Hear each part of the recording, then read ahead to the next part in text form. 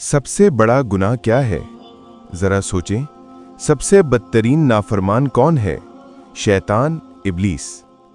वो जिसने पूरी इंसानियत को गुमराह किया, लोगों को बुराइयों की तरफ धकेला, कुफ्र और फिस्क को फैलाया। हम उसकी सजा, उसके गुनाह और अल्लाह के गज़ब का अंदाज़ा भी नहीं लगा सकते। इब्लीस की सज़ा का तसव्वुर ही इंसान को हिला देने के लिए काफ़ी है। लेकिन हदीस में एक ऐसी बात आती है जो इंसान की रूह को कांप दे। इब्लीस की सज़ा और माँ बाप की नाफरमानी करने वाले की सज़ा में सिर्फ एक दर्जे का फ़र्क होगा।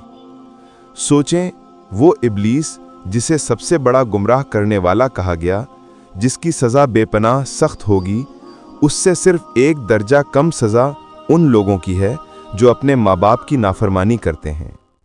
अगर कोई अक्लमंद इस बात की गहराई को समझ ले, वो लरज़ उठे। इब्लीस की सज़ा और माँ बाप की नाफरमानी उससे सिर्फ एक दर्जा कम। अल्लाह हमें माँ बाप का फ़र्ज़ अदा करने की तौफीक दे, हमें हर नाफरमानी से बचाए और हिदायत पर क़याम रखे। आमीन।